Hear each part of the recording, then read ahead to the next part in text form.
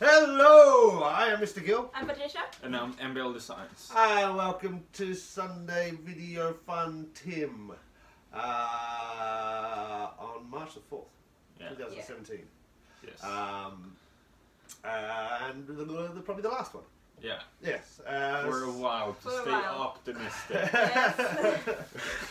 So we thought we'd just do a little video. Obviously some people who might watch this will know that a couple of weeks ago I decided to close my shop, Mr. Gill, which is my Lego shop in Stockholm. If you don't know that, if you didn't know that, what are you doing here? Which is a very sad thing. Yeah.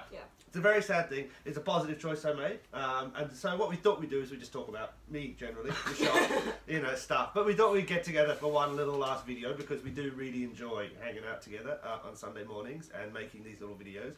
I would say we're not the most professional people in the world. But that's okay. Yeah, we rarely plan anything. These guys often come in and don't have a clue what's happening, and then I just talk random stuff for 20 minutes, and then that's a video. But there are definitely a few people who like to watch them and comment on them, which has always been very nice. Which, is the whole point, really. When I set up the shop 2 years ago, the aim was to... it's hard to say things without swearing. But the aim was to provide a different sort, of what I used to call a different kind of Lego store. And anybody who knows my Instagram or my Facebook or has seen some of the videos knows I have quite strong moral and ethical considerations about how business should be done, let alone business that involves kids and kids products.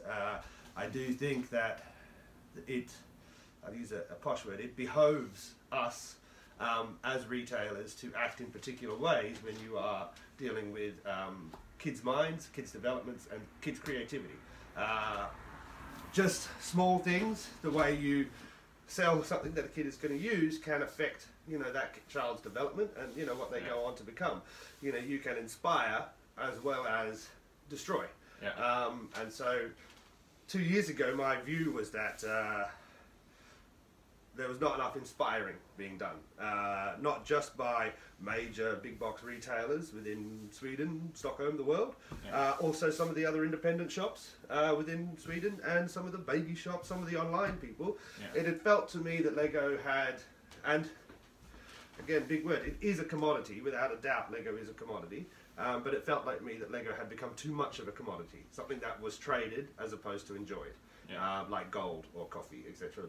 Yeah, and Lego has been compared with gold, for example. It's more valuable than gold. Yeah, over time it's performed better as an investment, which I think actually I remember reading that probably maybe 2.5 to 3 years ago, and that might have been one of the things that really made me start thinking about this as a kind of, that doesn't seem right. I don't like that fact about Lego. So that's kind of what inspired me to open a shop. And in 2 years, I think I'm pretty kind of happy and positive about the kind of change I made within within this small little space of Stockholm. Not I'm not saying worldwide I affected anything, but that's one thing I really feel you succeeded on, because I was here on his first day of opening, and I've been here ever since, visiting the store, buying and helping out, and you definitely did some work for me and stuff like that. And one thing I can really say, because I'm studying to becoming a youth worker, so I know how important creativity and just play is for kids, and that's something you really succeeded with. Thank you. It's definitely what the whole point was, and I started I think pretty strong with the speed builds, with the the kind of creative competitions, the Instagram stuff, and all of that stuff was, for me, the actual point. Yeah, that's what drew me in personally. I saw I think the first time I was here was first Friday. And I saw the creative building challenge. And that's where I was here first. You built the little TIE fighter thing, and you won. I won, Yeah, I remember that. I just found this connection, and I've been here ever since. And that's it. I mean, that's the kind of selling Lego was always to me the secondary bit. Which some people will say was probably a mistaken business idea, because you can't make money out of just being nice and creative, Well, some people do, but obviously I didn't. So yeah, I mean, you know, but it was about the creativity. Another thing is why I put the shop where it is, you know, in this kind of weird, nobody who, you know, if you watch this from another country or something, you won't know, but my shop is in an odd location in Stockholm. It's, you know, still on a good central island, a nice kind of cool area, but it is a little bit hidden on a back street. It's a little bit hard to get to, and so for a lot of people it was too hard to get to, you know. Yeah. But my view was that I always wanted something that, you know, local neighbourhood people could be involved with and feel was part of their community. Which again, I mean, it's been 2 weeks now, 2 weekends since I said I'm closing. The amount of parents and kids coming in with, you know, very kind words, kids crying, kids not really understanding. Some parents have said they won't be able to tell their kids for a little while because they know how much it's going to affect them, has been huge. So again, you know, it feels like it's proven that it worked in this sort of situation, which was it was a very hard decision to make to close the shop, and we'll go into it a little bit why and what might happen, because I didn't know whether all of the things I thought I'd done, I had done. I didn't know whether I'd achieved that feeling within, you know, children who came into the shop. But the last 2 weeks with people coming in has proven that I have, which has made it, whilst a very sad process, has also made it a very positive feeling, because I feel I've gone, right, didn't necessarily work 100%, but the things I really wanted to achieve, I achieved 200%, which is fantastic. And it's really nice in there. It's like, which is cool. But yeah, I mean, it's been fun. We've done some lots of cool stuff together. Yeah. You put together a very nice video last week or week before. Yeah. Yes. Which, basically a video tribute with clips from our first video with the top 10 from 2004 to 15? Yeah, it was like 2015 Christmas. Yeah. And all the way to when Patricia joined us, and to the latest video for this one. So it was very cool. It was very cool. It's still on your channel, so people should go check that out. And I started a little Instagram competition, which I kind of forgot about. I started it, and then last night I was like, oh yeah! I think somebody, who was it? The Worldwide. MBLDesigns, great account on Instagram. Shout out. Great account on Instagram. I posted her entry to Show Me Your Dream, my Instagram competition at the moment. And that reminded me that I was actually running another Instagram competition. This is reason 155 why I don't make money and I'm closing my shop, because I forget things quite quickly. But yeah, so that competition actually is going to be fun. I'm going to start. I did a little post last night about it, but I think I might do a little bit more pushing on that, because that's got the potential to be quite a nice, I hate to use this word, a kind of swan song. Promote it more. Yeah, and I mean, you guys can enter. It's just that you can't vote for yourselves. Yeah. You know? Yeah. Because these guys are judging. I didn't really ask them. I never really asked anybody to do anything. I just tagged them in something and say, this is what's happening, and then I get messages going, oh, thanks, okay, yeah, I've got time. David's like, thanks a lot, man. Yeah, you know, this is what I love. I love the spontaneity, like, so many good stuff happening. Yeah, it is. Some people call it spontaneity, some people would call it manic weirdness. Some people would call it some form of schizophrenia, but you know, it's all there somewhere working, and it comes to a point. So I mean, yeah, it's been fun. We've done some competitions. We've done a lot of talking about Lego, which we all three love, and you know, I think that's the point of these videos, was just a little bit to kind of be enthusiastic about it. You know, there's so many videos online where a guy will show you his haul. I think you do a couple of those sometimes. Yeah, sometimes. You know, they'll go, oh, this is what I bought. You know, it's fantastic. And that's great. You know, that's what, you know, people feel proud of their purchases, and I respect that. But just in general, just kind of fooling around with it, saying this is good, or this has got a special figure in it, and this is why we like this one. I think that for me was the best bit about it. One thing I've noticed very clearly ever since you opened the store is that the Lego community is very divided. We have kids who just love building and playing and stuff like that. Then we have teenagers who take it a bit more serious. Adult fans who take it super serious and play and build stuff. But then we have those who take it too seriously, see it as something higher than anything else and can't see anything wrong with it and stuff like that. Yeah.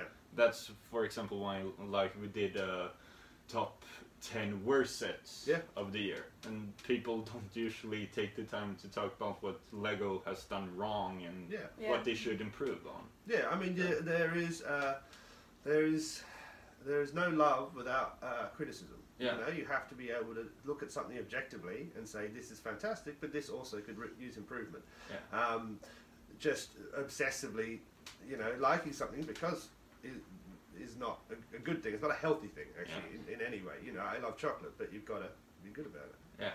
You know, 1 or 2 bars an hour is fine. And then there's cheese. Well, let's not get started on cheese. I think I ate about a kilo of cheese last week. So we might have to stop the video soon. Oh no, people are walking. No, they're walking past. It's alright. Yeah. You never know. People are always early on a Sunday. But so we just wanted to talk about it. We've done some cool stuff. We've done some lovely stuff. Some stuff that really, I think, for me, has defined the ethos of Mr. Gill as a store. For the future, God knows.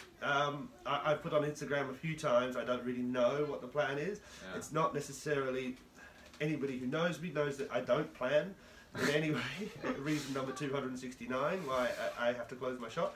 But I'm not good at that sort of stuff. I'm good at like ideas, and then they seem to work and happen and stuff. Like that, you know, it's just silly. But something will happen. So there's 2-3 weeks left with the shop, and then I will do something else, whether that be another form of Mr. Gill, as a bricklink, as an online portal, it could just be a fan site, you know. Yeah. It's something I just talk about. I love anything really that I think would continue with how I feel about, you know, this toy. You know, this toy that, you know, I think it's fantastic. And it's so much fun. Yeah, the world's leading toy company. Yeah. For sure. So, yeah. Just wish they'd calm down on the Star Wars a bit. It says close to 2 Star Wars. How many Star Wars sets this year? Lots. A lot. It's over 120. Oh, holy shit. Yeah. Impossible for somebody to like that many sets, because there's too many. They can't be all good. Yeah, that's true. That's true. I can agree with that. Too much. I would rather, you know, what do you want? Do you want 50 scoops of shit ice cream, or do you want 2 scoops of fantastic homemade gelato? You know, it's, you know, quantity does not necessarily quality before quantity. Yeah. So. Exactly, you know, and that's, I think, you know, my thoughts on Lego for the future, I think there's a slight losing of the way. And I think, you know, it's great that they can get every license out there and produce licensed sets. And I mean, God, some of the stuff coming from Creator this year. Hey. Yeah, sure. Go for it. Let's see. Like it's close enough. Yeah. Kind of, we had a cut there. Yeah. As I said, customers always come in early on Sunday. Monday, new word, Monday. Yeah. We were talking about, I was talking about, you know, that in my view, Lego this year, there is a tipping point in my head. There has been some excellent stuff produced. The Creator Classic stuff coming out now is great. There's been some really nice city stuff this year, 2017 this is. But in my view, there's also been an enormous amount of other stuff which is not necessarily needed to be produced. Yeah. And I worry that, and in my view of business, and I'm not saying I'm an authority or anything, but when you produce so much, you end up with other stuff doesn't get sold. People only have so much money, they don't have all the money. So if you can't buy everything, you end up with stock that doesn't get sold. If you have stock that doesn't get sold, you then end up with discounts. If you have discounts and people basically selling and moving stuff on from person to person, you end up with a situation where you're devaluing the product itself. Yeah. So if you can buy a set for 100 crowns, that at the retail price was actually 199 crowns, what is that set worth to you? And it might not be because you want to sell it on or not, but it's because in your head, the value of Lego has dropped to 100 crowns. That, over time, creates an issue. Yeah? Devaluing a brand is a very hard thing to bring back.